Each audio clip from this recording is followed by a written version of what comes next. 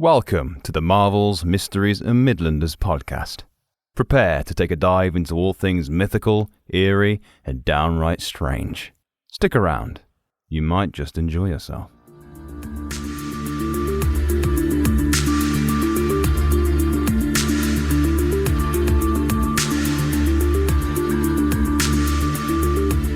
Hello everyone and welcome to Marvels, Mysteries and Midlanders. You are listening to us in the comfort of our own homes and wherever you are currently working, eating, travelling. Who knows?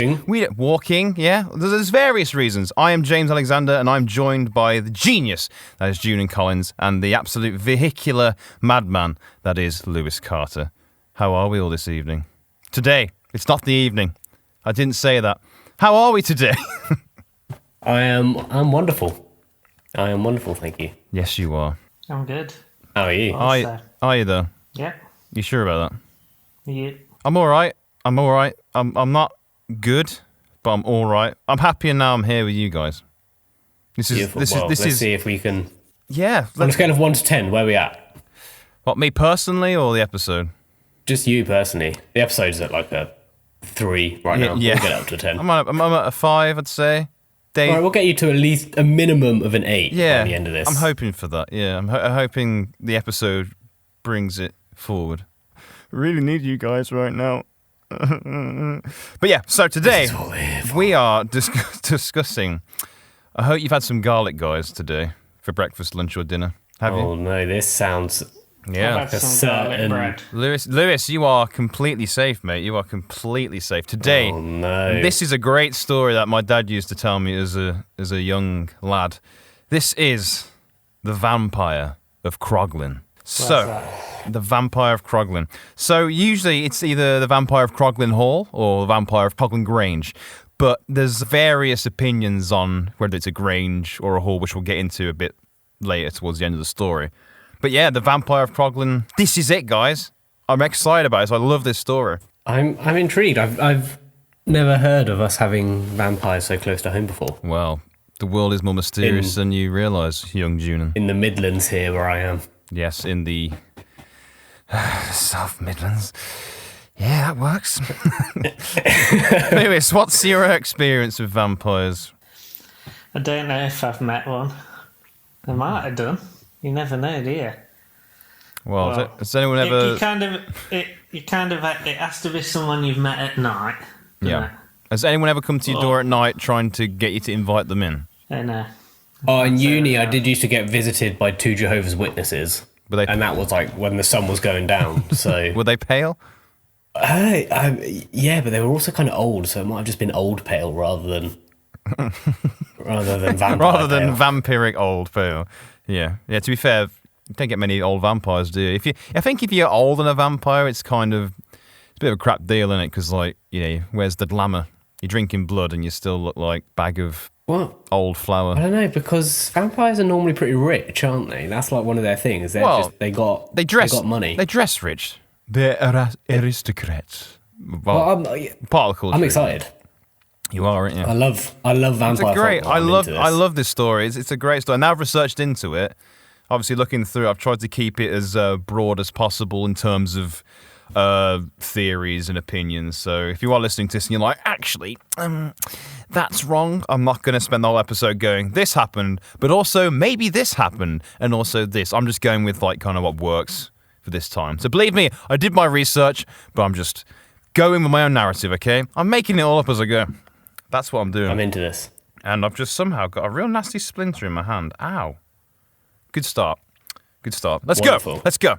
So, the Vampire of Croglin. So, as you gents probably know, vampires have been invited into various parts of culture, folklore, and real life, really, since the mid-1400s. With Vlad the Impaler allegedly eating his meals surrounded by the bodies of his slain foes. And I've read this as well. Apparently, he even, allegedly, dipped his bread in their blood whilst eating. Speaking of metal things, Jude, and that's quite metal, isn't it? That's hardcore. I can imagine him dipping in going, "Bah, actually, that is not as nice as I thought. It's too salty." But I don't know how to put the "bah." I think you nailed it. I think you got it right. Yeah. I mean, perfect. I'd stick to butter personally. I don't like that either. So I guess butter. Wait, you're not blood. a fan of butter, Juna? Right. Here we go. Okay, this was going to come up at some point.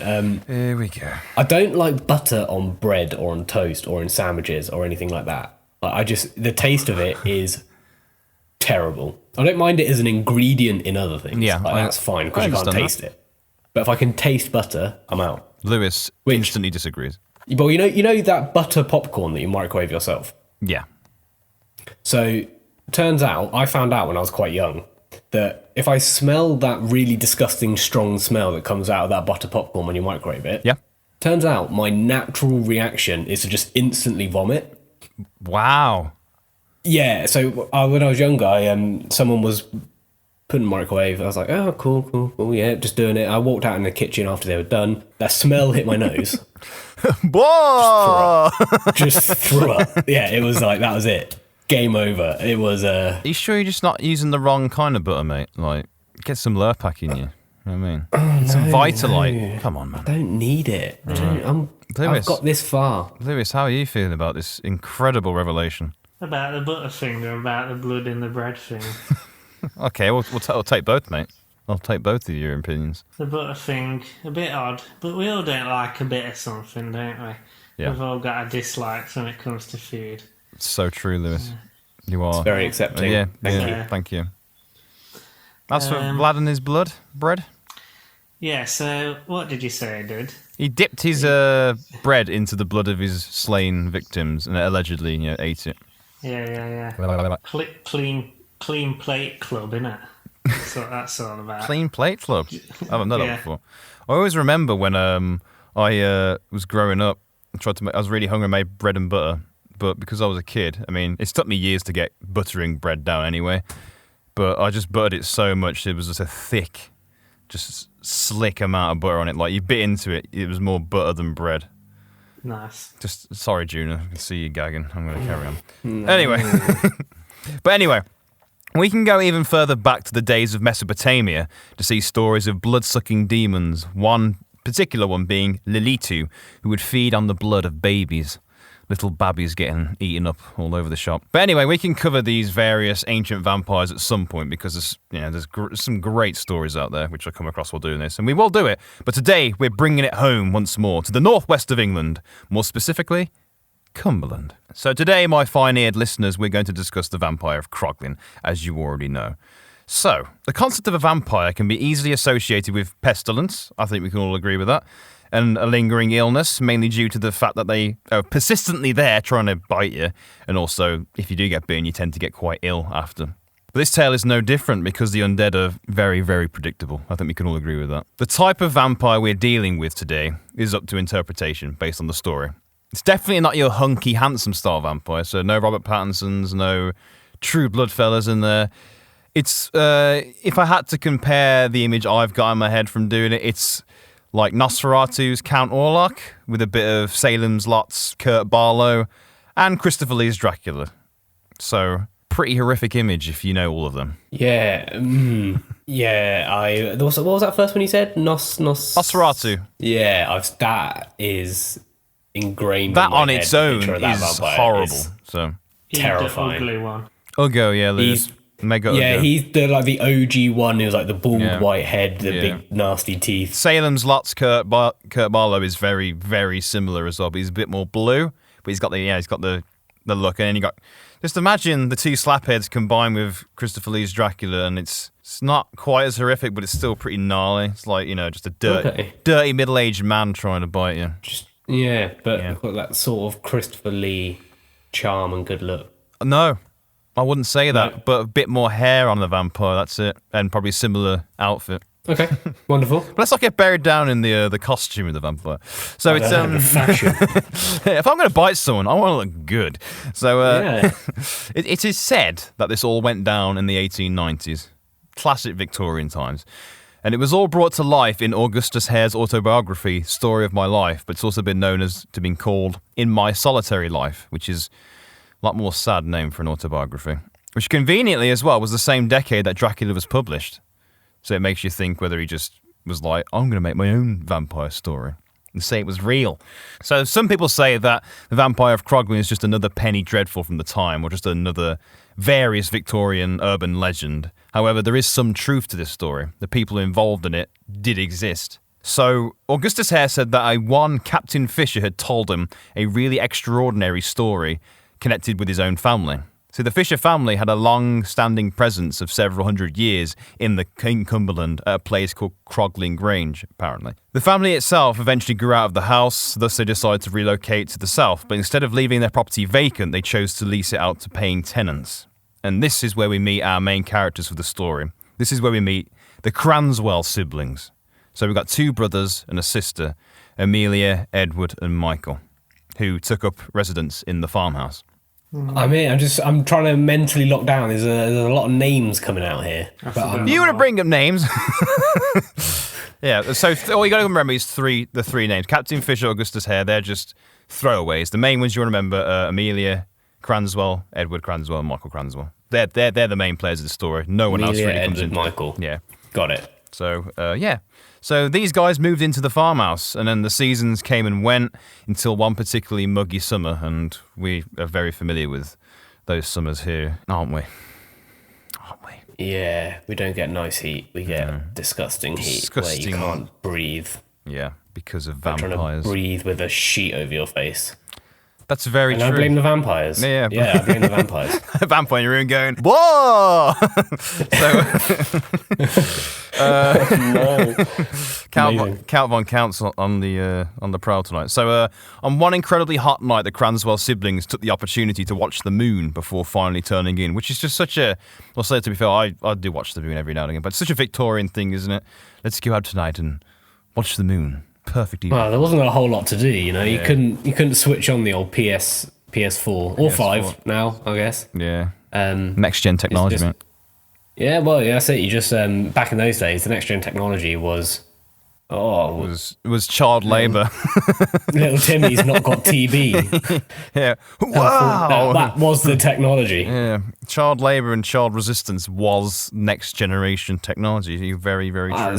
The steam engine as well. Oh yeah. Isambard, Kingdom Brunel, all the way. I don't think he was responsible for the steam engine, but, you know. Anyway, moving on. So Same vein. Yeah, exactly. The sister Amelia lay on her bed and closed the bedroom window, which I don't know if you meant to do in hot weather, but oh well. The bad move she made, she left the shutters unlocked.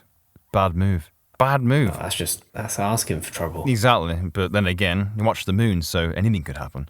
So unable to settle down in the incredible heat, Amelia did what most of us would do. She flailed out of bed and tried to cool down. She gazed out of her window, because why not? Look at the moon again. And just over the way from Croglin was a small church, complete with its own graveyard, which stood just by a line of trees. So while she was staring out the window, her eyes caught a glimpse of something concealed in the night. It was like 2 flickering lights that seemed to be moving among the trees, visible from a window. Which, if that happened to me, I'd already be like, oh God, what's happening now? Come on, please. Not tonight. Yeah, churches at night, they take on a very different form, don't they? They do, considering they're such a holy, sacred ground. At night, a church can be quite the opposite. Yeah, something about a church at night is just sinister. You ever been at a church at night, Lewis? Yeah. What were you doing there? Walking. Why were you walking through a church at night, Lewis? It was on the way back from somewhere. Yeah, it doesn't sound suspicious at all, does it, Juno? And that sounds like vampire behaviour. We went there because it was spooky. Do you look a bit pale, Lewis, to be honest? Is that something red? Yeah. What colours you drink tonight?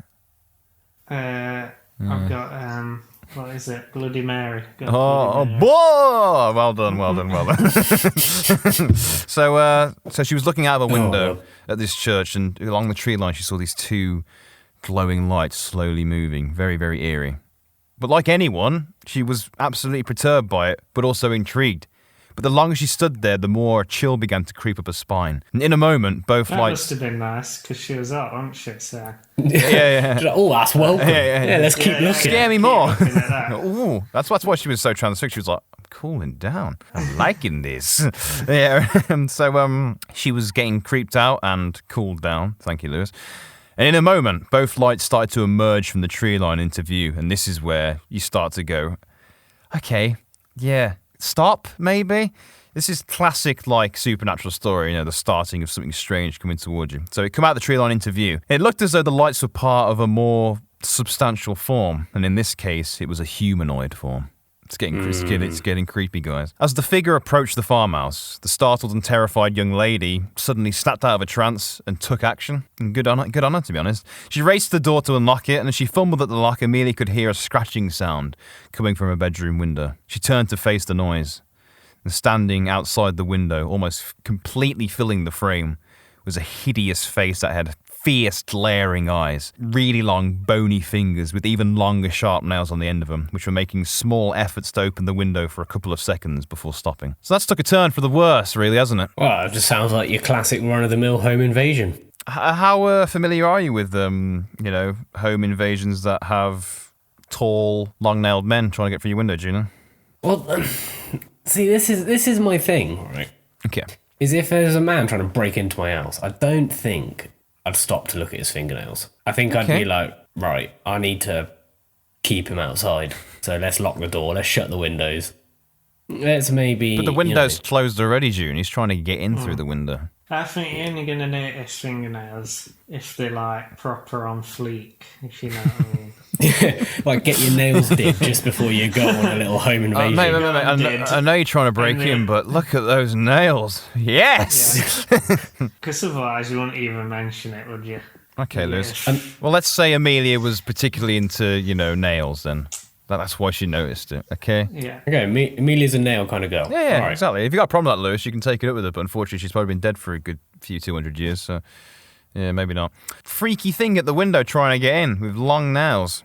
Scratchy nails. A new noise suddenly made Amelia freeze with even more fear because whatever this thing was that was outside was now picking at the lead seals of the window with its nails, slowly picking them out. So no sooner had the sound rendered her absolutely immobile than another sound made her blood run cold. The window fell out, just fell to the floor completely. And one long, hideous arm reached in to open the window from the inside. Before she could even make a sound... Wait, hold on a second. Apparently the window fell out, but then he reached in to put his hand through the window, so... Maybe it was like a window, like a shutter. Should have been. Yeah, exactly. We'll go with that. Thanks for fixing me, boys.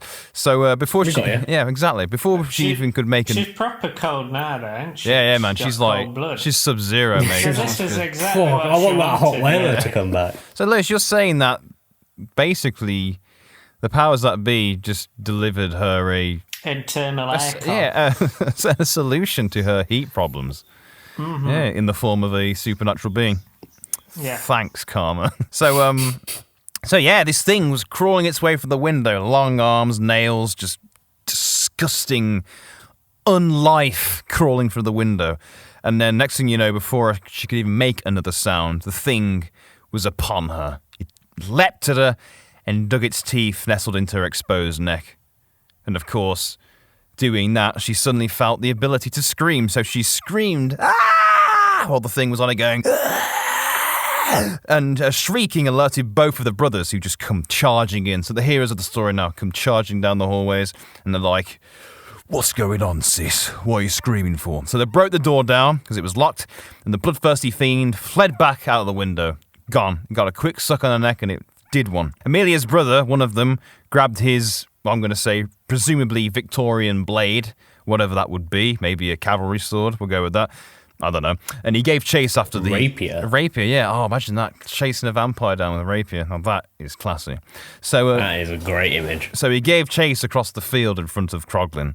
Unfortunately, though, he didn't quite have the speed of the undead intruder and lost it by the churchyard wall.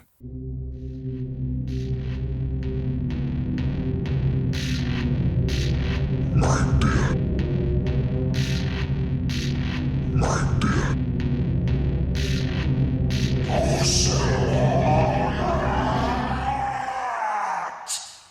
Are you alright? How are we feeling so far about all this? Yeah, I mean, that makes sense because vampires are historically known for their speed. Historically known to be cowards! Sorry. Well, that's I mean, that's the thing is, I thought once vampires get the taste of blood, they sort of lose control. But he, had a little, and then And then they bust in, and he was like, "Oh shit, there you go. Sorry, lads. Bye. I'm off. See you later." Maybe that whole bloodlust thing is just a element that's been introduced into the culture, because obviously Stephanie Meyer special. Now when I couldn't stop. I wouldn't stop once they bit you. Oh. But yeah, like they did it in a lot of things, don't they? And then when they get interrupted, the vampires are like, ah! And their eyes are all red. And then someone... And that's it. Game over. Yeah, someone gets like absolutely aced by the vampire usually in that case. But yeah, Lewis, how are you feeling about all this? Looking awfully jolly over there. I'm doing vampire impressions. What? Yeah. Is that what you do when you knock on people's door at night, Lewis? You go... For people listening, he's basically just opened his mouth. Yeah, he's just opening his mouth. Excuse me, sir. Would you like to invite me in? Yeah, I think if someone door, I'd be like, you know what, mate? I'm gonna give this one a pass. Yeah. Maybe next time if you don't make that weird face. Come back in the morning. I can't. I want to know what the condition of this woman is in. Well, she got bit, mate. Yeah. Wait, is it like the bit, where you've got like two little dots on your neck? We're going for a two dot, not a human bite. No blood coming out. Well, there's blood coming out because she got bit in the neck. So there is a legitimate wound there, because my next part literally says Amelia did recover from the wounds, but they were pretty heavy. So yeah, so she was obviously bleeding quite a bit after being bitten, because 2 pincer marks in the films, it's usually like one gentle trickle of blood coming out the hole. But if you hit the right vein, it's gonna be like, like in What We Do in the Shadows, where he just gently goes, "I'm just going to bite," and it's like, and he's like, "Shit!"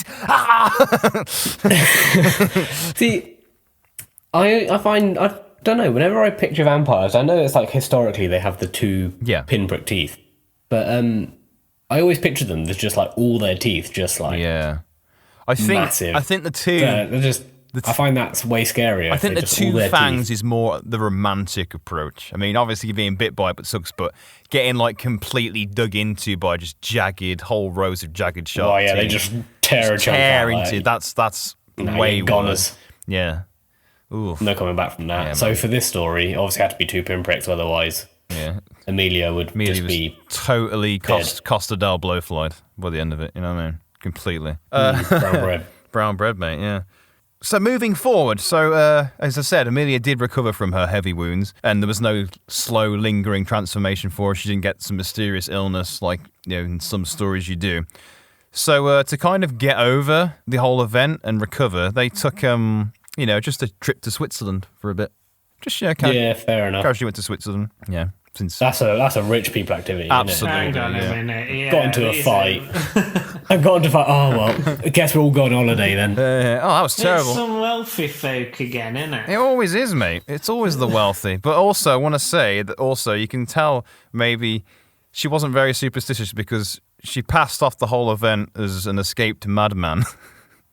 That's what she said it was. An escaped madman. Yeah. I would be like, setting up the security Look cameras. At his fingers! But I thought that's the thing, right? I thought with classic vampires, you have to invite them in. Well, that's one of the many kind of rules to the myth, isn't it? There's the invite in. I mean, he was like, nah, I'm coming in regardless. I don't give a fuck if you want me in or not. Technically, you didn't say anything, so that to me is an invitation. Stay quiet if you're okay with this. Yeah.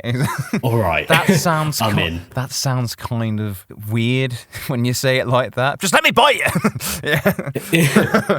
But yeah, there's the other myths, the other rules as well. Like vampires can't cross running water. They can't obviously go garlic, silver. Also, there's a certain thorn bush as well. So, in one of the Hammer horror Dracula films, Christopher Lee falls into a thorn bush and he gets. I believe it's the bush that kills him, which is a bit anticlimactic, really. But I'll have to do some research on that. How did Dracula die? Fell in a bush, mate. He tripped, fell in a bush, and then. Yeah, and we tried to throw him past running water, and he's just obliterated because he Can't move past it. Take this, Dracula! No, whoa! Yeah, just throw him over the threshold of a river and it'll just tear him apart. Or just say to someone, tell this guy he can't come in. And he's like, no, please, and then throw him at the door. No, you must stay out there. Oh, well, we're safe now. Imagine like a cartoon, like an invisible wall just hitting it like, against the door.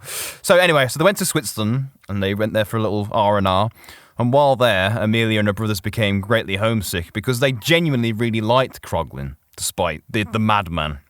Despite the home invasion. Yeah. So the decision ultimately was Amelia's, and she decided to return since, lunatics don't escape every day anyway. It's all right. So they returned home, and they spent another winter in Croglin. It was during the following March that Amelia began to hear the unmistakable scratching at her window once more. Look who's back. Back again. It's all Barry. What did you fucking Barry the expect Vamp's here. I know, yeah. What were you thinking? So this time, though, she did the right thing. She howled in terror. Ah! Like that, or something close to that. Oh my god, you peeked out then on Zoom. It just like cut your audio. Just turn that bit down. And so she screamed to raise the alarm. And then both the newly baptized Monster Hunter brothers come charging in with their guns, mini guns. I don't know. When did they go to Monster Hunter school? Mate, they had an experience with a vampire. You know, it's like in films. You have one experience with a vampire, and then suddenly you just become a hunter of that. It's more vampire hunting experience I've got. So suddenly they're very well trained. I didn't say that. I said they were newly baptized monster hunters. Oh, well, I hope they're well trained otherwise. These two boys are here again. They're here to want the vampire. Sister's just watching the lawn as the brothers get ripped apart. Just really. Yeah, the local villagers will be like, the Monster Hunter brothers are here. Oh, that's great. No, don't worry about it. They're shit. They're They use golden bullets and what? And they don't really know what they're doing. They had potatoes round the neck. What? All this story really needs to be adapted into like a proper decent short film or a film is like a sassy butler who's like been hunting monsters for absolutely ages, and he's like, don't worry, I fought vampires and the boa. Take this rifle. And remember, shoot them in the arse. That's where the weak spot is. Yeah. That's what they need. They need like a mentor. That's what this story's missing. They need like a Van Helsing kind of character, And then if the film's successful, you get the prequel about the butler. Obviously. And then a mini-series about that one character who was in one scene. But for some reason, they get a whole series. Anyway, moving on. He's back. The vampire's back. The brothers come running in with their Victorian miniguns, the shotguns, grenades, machetes. What else is on the list? Dynamite, Molotov cocktails, snake oil. How big are their pockets? No, I'm joking. I don't know what. A revolver or a rifle, I'm assuming. So they burst in. The vampire was like at the window doing these classic, intimidation tactics. And then, guess what? One of the brothers blapped him right in the leg. Oh, yeah. Silver bullet. But the monster... Game over. No, it's not game over, though, because the monster still ran away. They are shit, aren't they? Oh, God. They shot him in the leg and he got away. Yeah. So you run in, you look at the window, you're aiming straight at him, you're like, yeah, go for the wound. But then again, maybe they were like, let's find out who this geezer is. Let's not murk him off straight away. Let's blap him in the leg. Maybe. I don't know. I wasn't there. But, they blapped him in the leg, and the creature did one. Only this time, the brothers were able to track it, presumably following a blood trail or whatever. And it turned out the creature had fled to the churchyard, and it had taken refuge in one of the crypts. Now, quickly, I just want to question this. Churchyards are holy ground, right? Can vampires go on holy ground? Well, I guess we're back in the folklore debate, aren't we? It's what is and isn't true, because... They might just. It not literally care. Was just a crazy man. Yeah, it's just like it's just no worries. Holy ground, don't worry about it. Just kill him. Garlic, don't care. Yeah, it's just a mad bloke, innit? Mad bloke, hungry for blood. I think you're right there, Lewis. Well done. So they tracked this vile creature, but they decided to wait until the day, which is the right thing to do, until they had better visibility. So when they got to the tomb, they opened it up, and they discovered that several coffins were in there. Only one of them was actually still intact, but the lid was ajar and laying loosely on top of it. Classic kind of, vampire crypt scene. So inside of there of course, was a corpse with a fresh bullet wound in one leg. Now, some interpretations say they absolutely just slaughtered him in his coffin, just stabbed the living hell out of him. But others say that they dragged him out while the creature was going, trying to slash him and whatever. Pulled him into the sunlight. As he burst into flames, they promptly executed him, proper Gangnam style. Just, you know what I mean? But no matter what your persuasion is towards the interpretation, this marked the end of the vampire of Croglin. Aye. There's just a lot of incompetence from like all parties here, including the vampire. including the vampire. Well, this is the thing: is I'm going to run into a crypt. Right, I've got to hide. There's one coffin that's intact. I'll go in there because they'll never suspect that. Like, just maybe he was more of a rabid animal than a solidly thinking undead person. Yeah, that's true. Yeah, and then I don't know, the brothers just terrible vampire hunters. The whole thing was a fluke. They're not the Winchester brothers, are they? No, not at all. I mean, it was a fluke. I've never watched Supernatural, so I just know their names. But yeah, it was a fluke. I watched like the first 2 seasons. And I got bored. But now they have the chance to get good. But that's that. Lewis, how would you feel if you some vamp trying to get into your house? Would you chase him down and blap him where you found him? I don't think I would, no.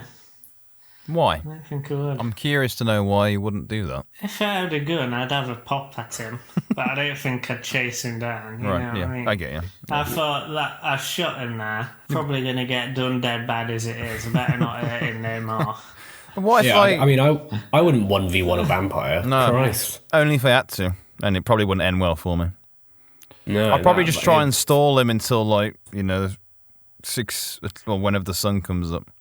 Depending on the time, it might be a long night. Just round up the boys, isn't it? It's Yeah. like, well, here we are. Well, yeah. It's just if we do 10v1, one of us is going to get hit in. We'll be fine. Yeah. One of us take the state while he's killing us all. Just get in there, give him a good jab. Or you could do what they do in a lot of films where it's one man at a time. Dead, dead, dead. We just dead. take it in turns to fight him. I figured out his fight style. Let's get him. I can't take on 10 of you. It's like, well, it's all right because we're going to go one at a time. None of us really have any formal fight training, so you'd figure it out pretty quick. I mean, yeah, my fighting would just be flailing arms. Probably go for the nut shot. That usually, ruins most people's day. I don't know. Is there rules to vampire combat? Have you got no nuts, no head? Gotta try something though, eh? Just near when he explodes into a bloody mess. Holy crap! Found his one weakness. So obviously people didn't buy the story at all. They were like, a vampire in Croglin. You on drugs, mate? What's going on? You on the old opium pipe? What's going on? 1924, author Charles G. Harper decided to see what he could prove about the story. He travelled to Cumberland and discovered there was no Croglin Hall at all, but instead a Croglin High Hall and Croglin Low Hall. But the churchyard was around a mile away from the actual place as well. The churchyard contained apparently no tomb, by any stretch of the imagination, that could be identified by what was described in the actual story. However, a researcher called F. Clive Ross found out there actually was a chapel which was likely built on the foundations of an even older church, which sounds like a perfect place for a vampire to sleep. So basically... Okay, well, was there a crypt? There likely was crypts below the newer church. Because I was going to say, if you're going to lie about a vampire story, you'd at least make the facts verifiable. Exactly, and also this, because they said the one church was a mile away, whereas this church, was actually on the grounds of the Croglin Hall / Grange, so yeah. Yeah. And gentlemen, that is it. That is the Vampire of Croglin. Right. Sorry about that, gentlemen. My cat decided to jump for me and then tore your arm open. Missed. Well, he tried to jump on my lap, but missed and just grabbed my arm with his claws. So, tell you what, I'm just going to let him out of the room. That's absolutely fine. I'll be back in one moment. So, Lewis, how do you feel about the Vampire of Croglin? Pretty run-of-the-mill, isn't he? And where did he come from? Where did he go? Where did you come from, Croglin Joe? Cotton Eye. Yeah. Oh, wow. Croglin Joe. Well, I think that's we found the name of the episode. God, that song. Actually, we know where he went, didn't we? Yeah, he got absolutely chopped up. He either got shanked in his resting place, or he got stomped. Got his neck stomped on his doorstep. Yeah. Dragged him out of his house just to beat him in the street. All I'm going to say is He got American History X on. Yeah. Oh God, I forgot about Bite that. the curb. Yeah, they couldn't have even killed a vampire in style. They had to go all white supremacist on him. Poor guy. Oh, speaking of which, actually, one description of the Croglin vampire says he had flaming eyes and a brown face. Which, if Lewis's interpretation comes into it, this could be getting highly racial. Well, I mean, what century are we in again? 1890s, mate. Yeah, it is. For sure. We don't talk about the... Well, we do talk about... Moving on from past disgraces. As a story, though, how do you feel about it? Yeah, it's entertaining, mainly because everyone just does seem to be terrible at what they do. But it's a comedy of errors, mate. No, that's it. But it's good. I mean, the bits of it are believable, like the home invasion, the brothers chasing him down. The long nails. The shooting, the long nails. But, they didn't have nail clippers in those times, did they? Nah, So I can believe it. But, I don't know, jump into vampire it's quite a claim, isn't it? Yeah, but...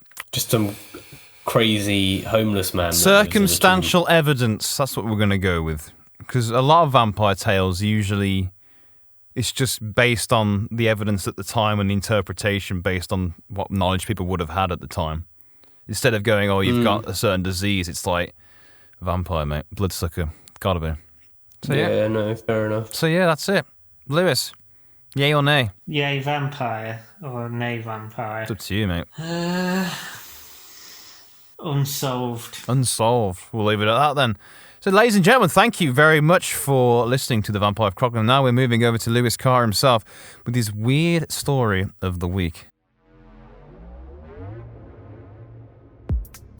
Marvels, mysteries, and... Midlanders? What have you got for us, mate? Well, last week I talked about Snoop Dogg, didn't I? You did indeed, and his blunt roller. His blunt roller. Yeah, well, I've been doing some searching, and I just happened, the story I just felt attracted to. Mm-hmm. It involves another rapper. You might have heard of him, Lil Wayne. Lil Wayne. Trouble. Oh, Little Wayne. Recently, because he... I think he might be going to jail, actually, for having a load of guns on a tour bus.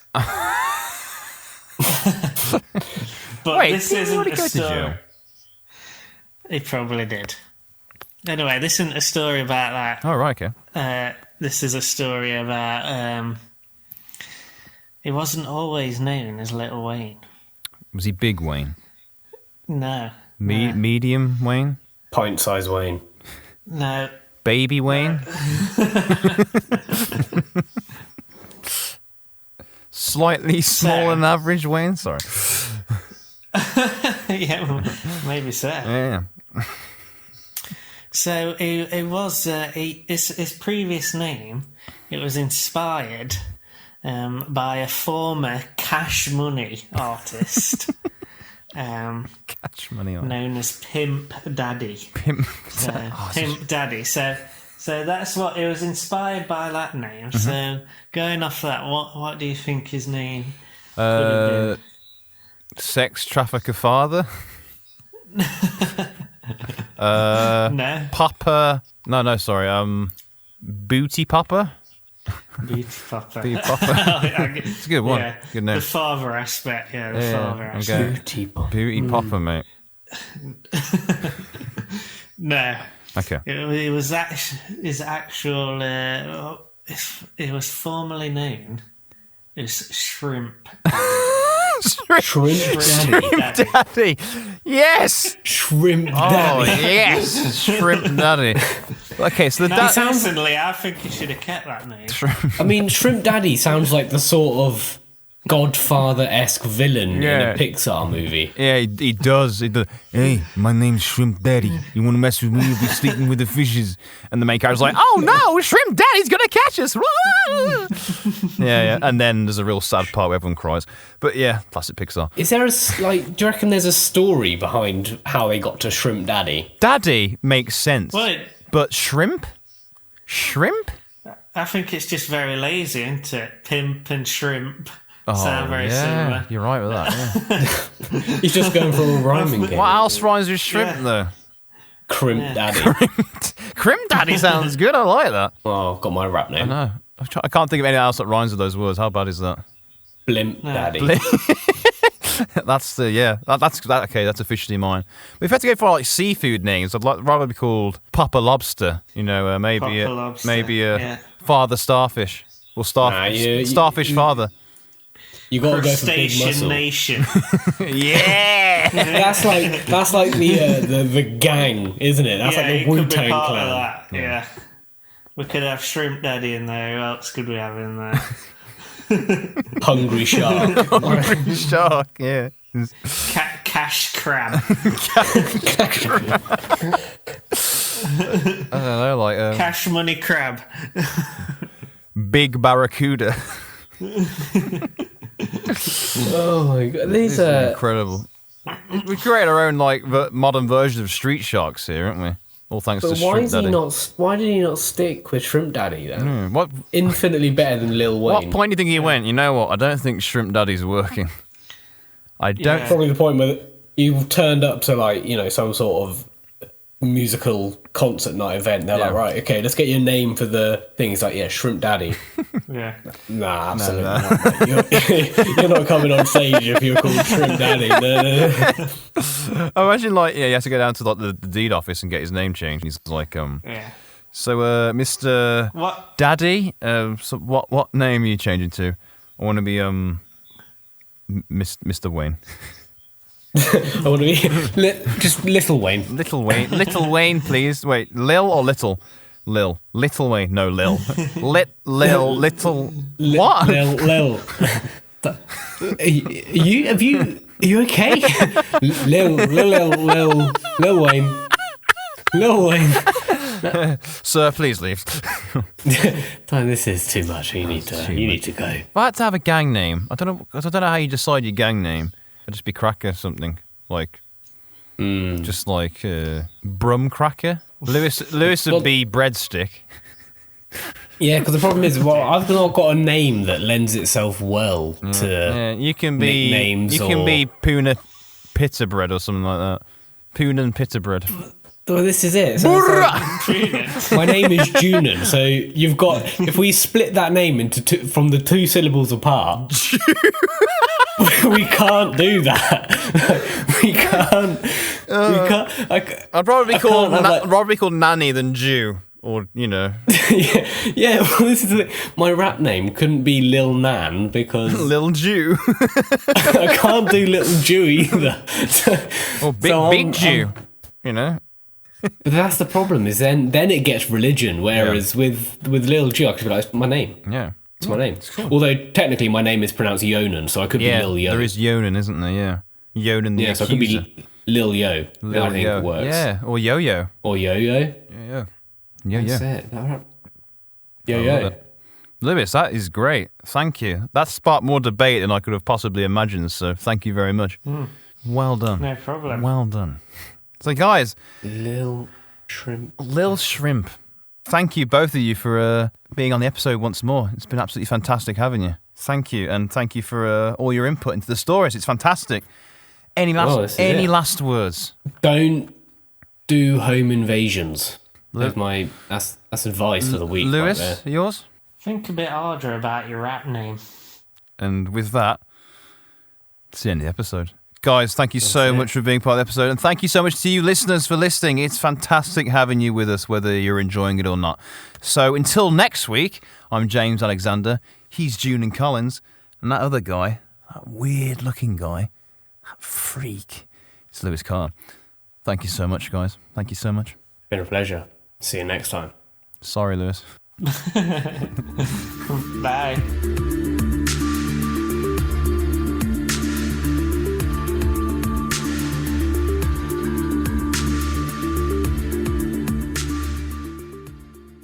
But it's great because after a certain point, I no longer feel shame when people don't laugh. I'm just like, yep, cool.